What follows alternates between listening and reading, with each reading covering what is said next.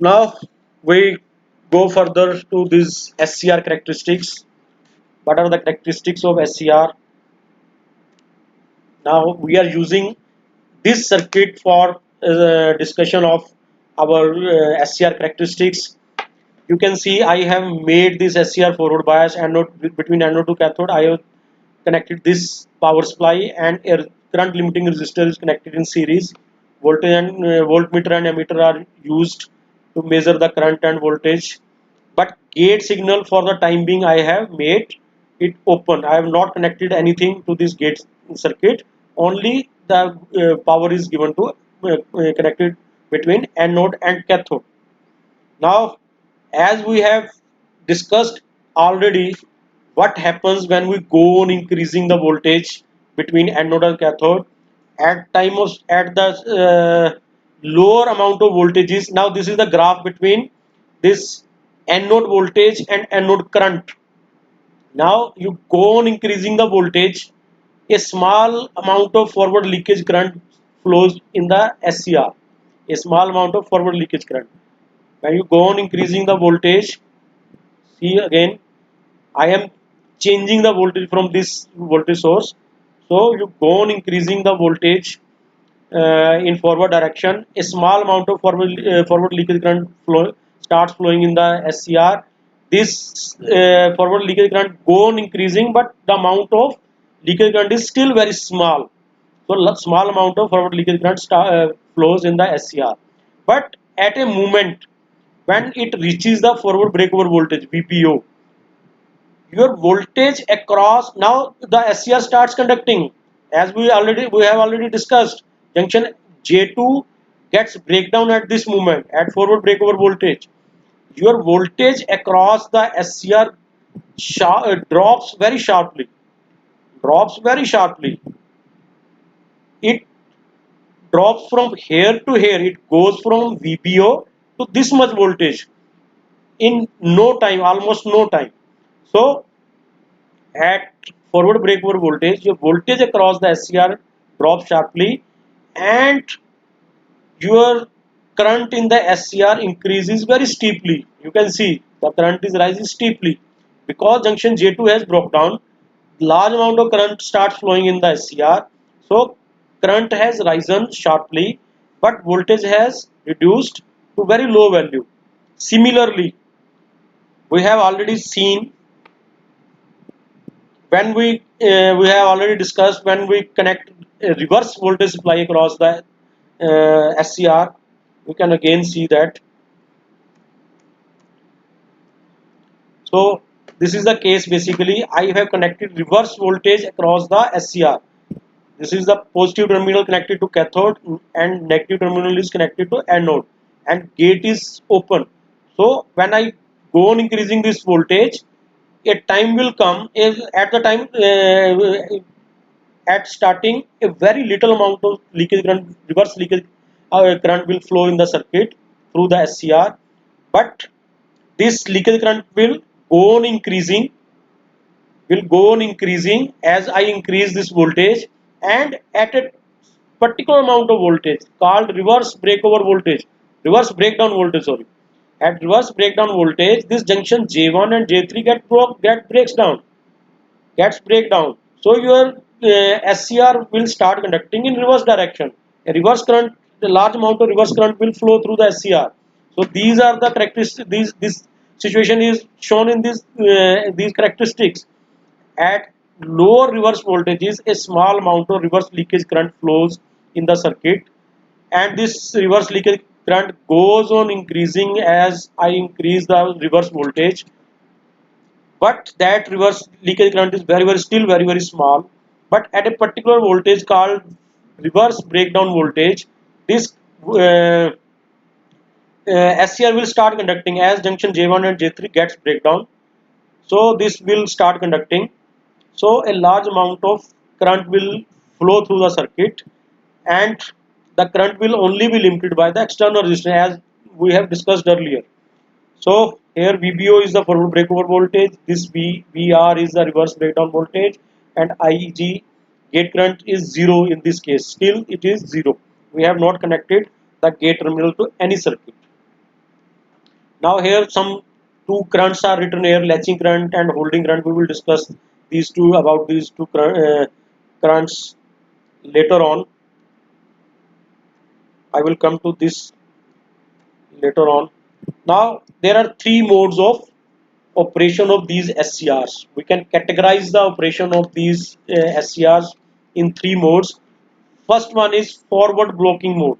Now what is forward blocking mode?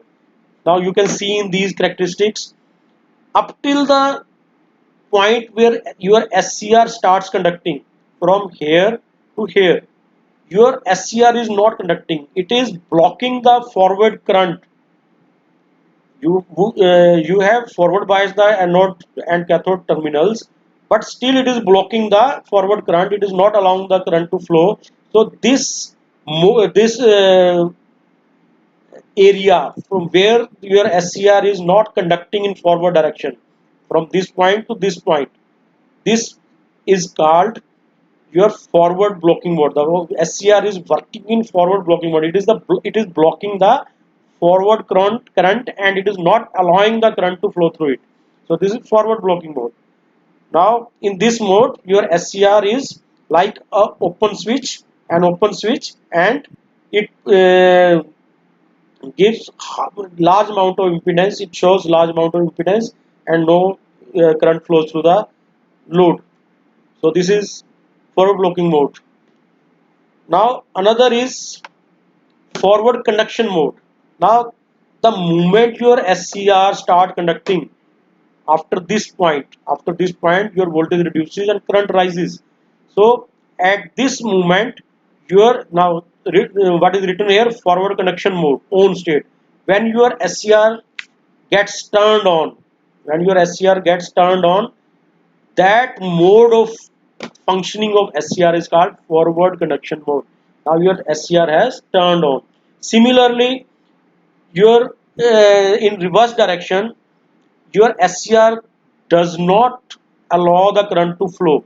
So we say that the SCR is in reverse blocking mode. It blocks the current in reverse direction.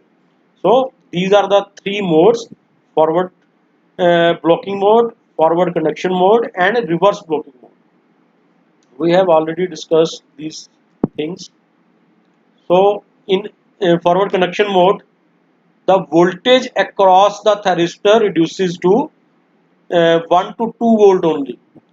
Before conducting, the all the voltage which you have applied across the anode and cathode, that appears across the SCR. But when it starts conducting, only a small amount of voltage of the order of 1 to 2 volt is appeared, gets dropped across the SCR, because its impedance or resistance has reduced to very small value, that may be less than 1 ohm, that may be less than 1 ohm, and the current is limited only by the load. जो आपने external load लगाया हुआ था, resistance लगा रखा था, current is limited only by load impedance or load resistance. Now the thyristor acts as a closed switch.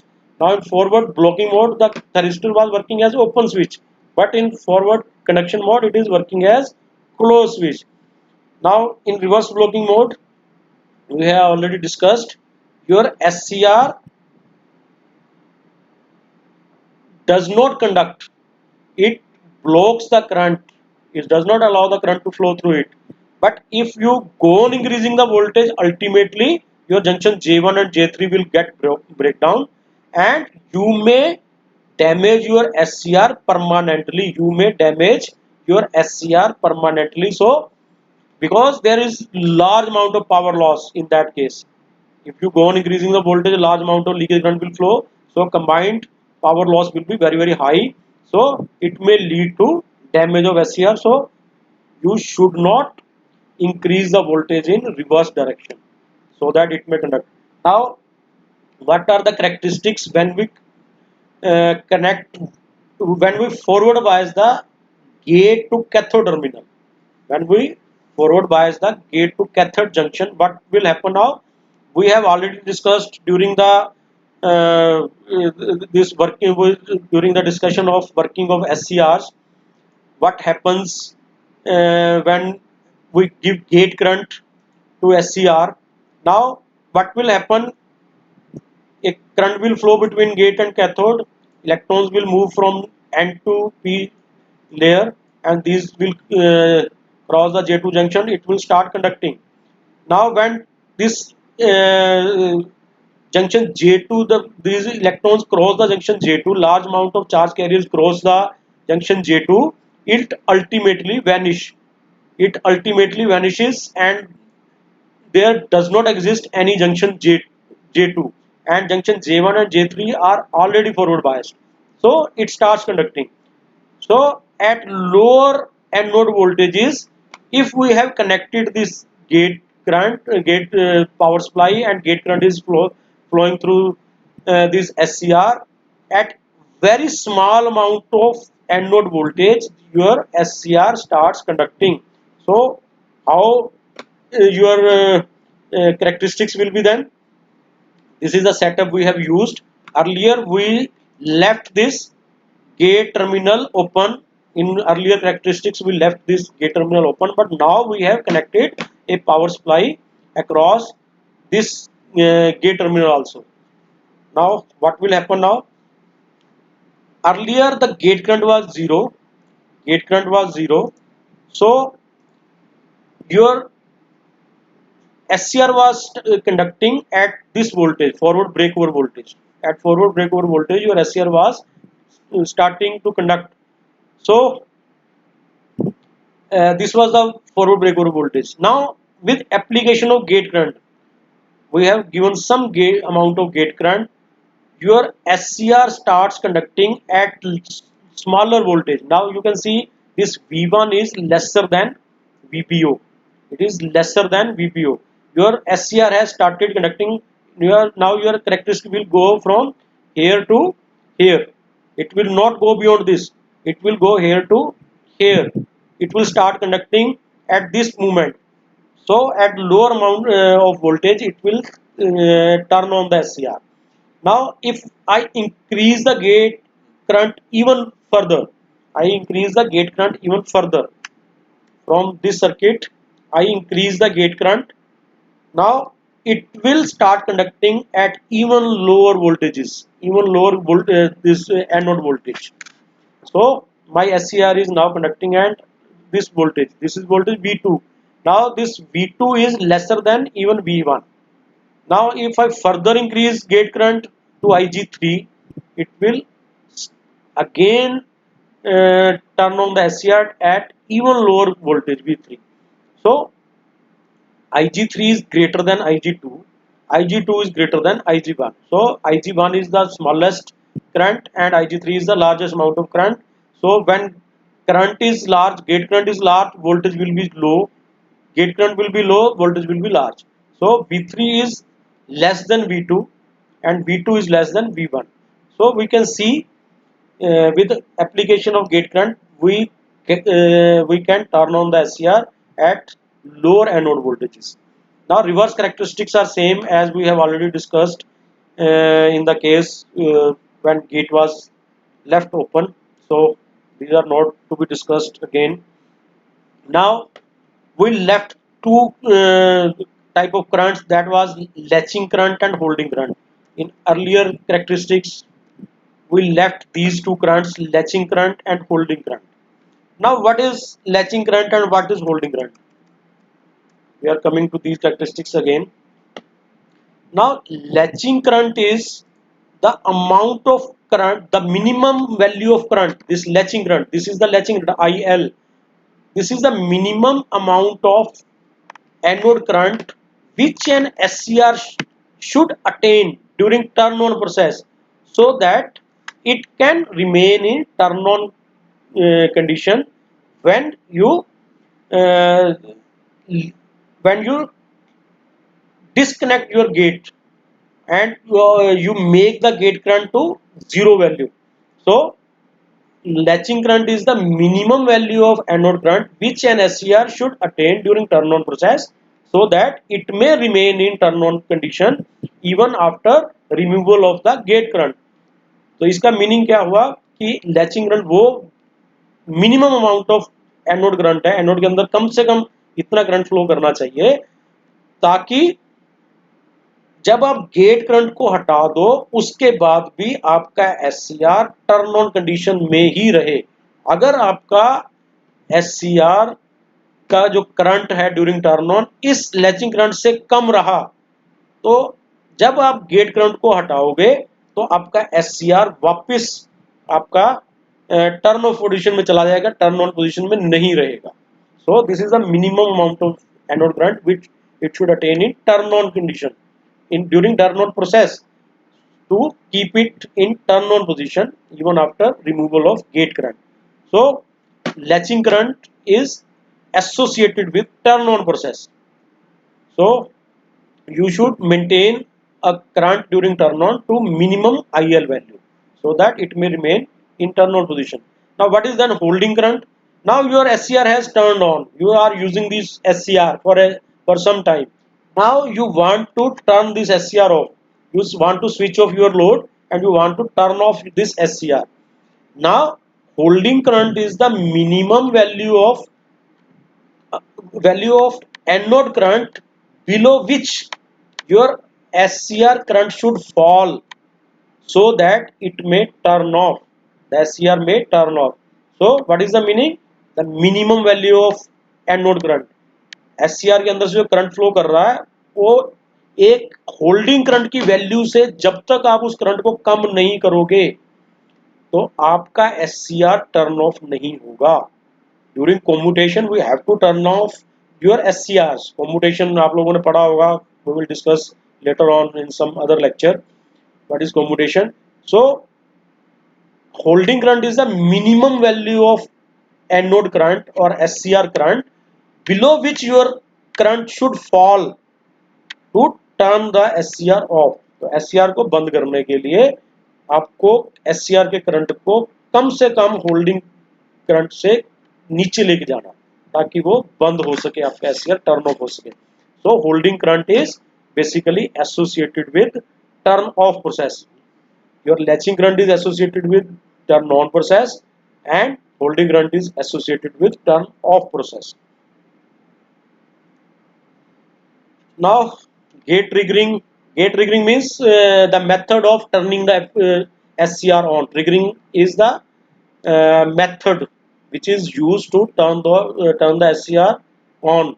There are many types of methods through which we can turn on the SCR, but gate is the reliable and efficient and simplest method to turn on the SCR. So gate triggering means using the gate terminal to turn on the SCR. So this is a simple, reliable and efficient method.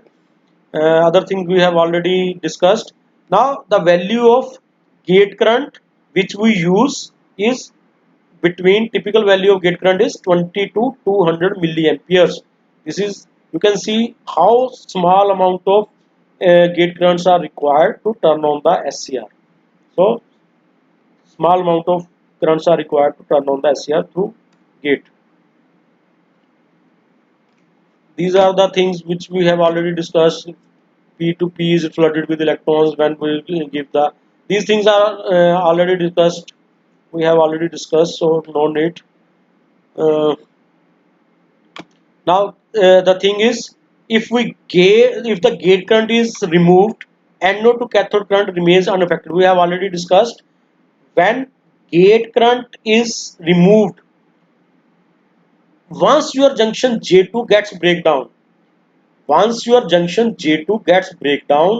now that junction does not exist. Now if your SCR has turned on and now you remove the gate current from the circuit, because now J2 does not exist, it cannot block the current again. Understand? It cannot block the current again as there is no junction J2 there. So if you remove the gate current from the circuit, your SCR will continue to conduct. It will remain in on condition when you will remove the gate current from the circuit, because junction J2 is not there. This is written here also, reverse bias junction J2 is no longer exist when you have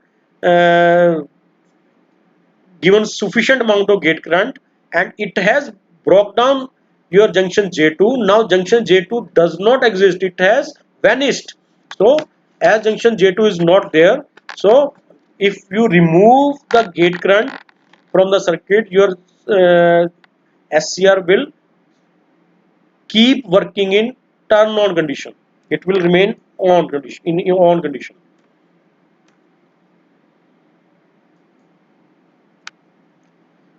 Now latching current and holding current we have already discussed. Minimum value of anode current which an SCR must attain during turn on process to maintain conduction when gate signal is removed. Well, we have discussed these latching current and holding current again. You can read from this screen also. Same thing I have already discussed. Latching current is associated with, but you have to remember latching current is associated with turn on process and holding current is associated with turn off process. You have to remember this. You have to understand this. Now there is an analogy called two transistor analogy. Now we have tried to understand the working of SCR by some theoretical facts, by using theoretical facts and some theoretical principles. But there is another method also to discuss to understand the working of an SCR. That is called two transistor analogy. Now this was the SCR we have already discussed. This is the construction of SCR. But for understanding of SCR in transistor analogy, two transistor analogy, we will assume that we are going to cut this SCR in two parts. Like I will show you here.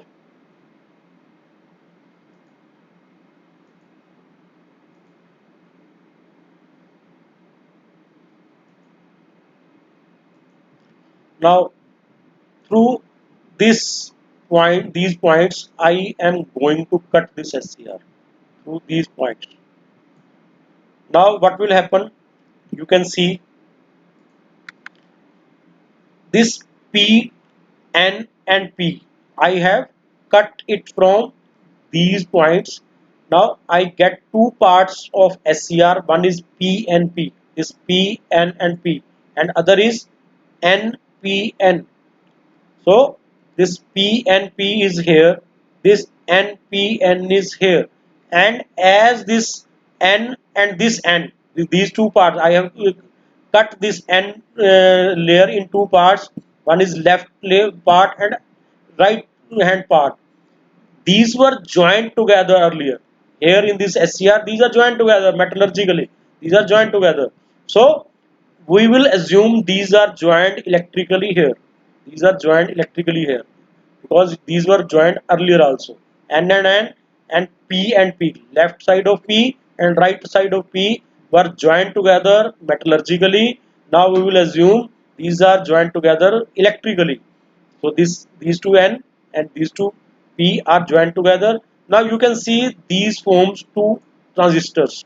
One is PNP transistor T1 here, this TR1 PNP transistor, and another transistor TR2. This is another transistor TR2. So we are left with two transistors. One is PNP transistor and other is NPN transistor. Now you can see the base of this PNP transistor. The base of this PNP transistor is connected to the collector of this NPN transistor. Now these anode terminal and cathode terminals are the emitters. These are emitters. Anode and cathode are emitters. So this is base terminal of PNP and this is collector terminal of NPN. So base of PNP is connected to collector of NPN terminal. NPN transistor. Similarly, base of NPN transistor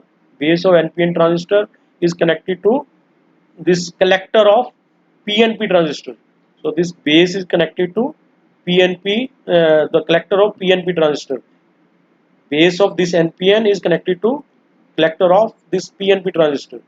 So this gate terminal G1, this was earlier connected to P terminal, P layer. This is here also this is connected to this base, this collector of PNP, collector of PNP, and base of this PNP, base of PNP. So we are left with two transistors. One is PNP and one is NPN. Base of one is connected to collector of other. So it forms a feedback loop. Basically, it forms a feedback loop when we forward bias this anode and cathode junctions, sorry, terminals. if I connect if I connect positive here and negative here, as there is no gate current available still, so no anode current will flow, no load current will flow through the circuit, because there is no base current or collector current here. But if I connect this gate terminal to the positive terminal of the supply, and I forward bias this gate and cathode terminal, a base current will flow. Base current IB will flow through this transistor this TR2. This transistor is TR2. So a base current will flow in this transistor TR2. This will lead to a production of collector current in this transistor terminal TR2. When we have connected base, we have given base current to this transistor, it will develop some collector current in this transistor. Now this collector current of this transistor is base current of this transistor, is the base current of this transistor. So it will ultimately produce some collector current in this transistor, PNP transistor. So now collector current of PNP transistor and base current of this transistor TR2 are added, and again it is fed to base of transistor TR2. Then it will give rise to more anode, this collector current. It will pass through this base of this transistor TR2. It will again increase the collector current of transistor TR1, and it will again being fed to this base of this transistor, and so on. A cycle will continue. This is a feedback loop. It will go on increasing. So ultimately what will happen is these two transistor will these two transistors I should clear this first. These two transistors will come in saturation mode. These transistors, transistor TR1 and transistor TR2, these will go in saturation mode.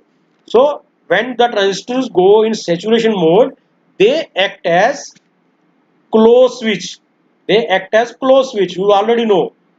In saturation region, your transistors act as close switch. So when close, they will act as close switch. They will give a very low impedance to the circuit. These will provide very low impedance to the circuit. So a current will flow between anode to cathode.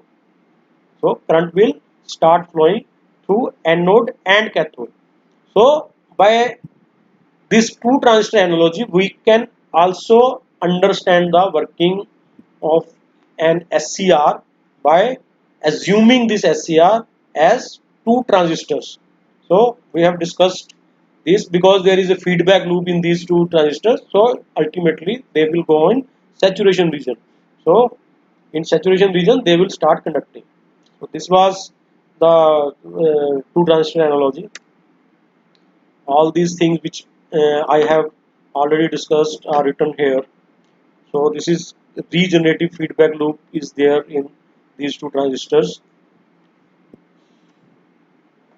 So when your SCR starts conducting, or you can say your both transistors start conducting, the ultimately the resistance or impedance of the SCR or impedance of these two transistors get reduced to very small value, that is of the order of less than 1 ohm. So impedance is reduced. So this was all about my today's lecture. I hope you enjoyed that lecture. and I will continue my lecture in next videos also. So thanks for watching. Thanks.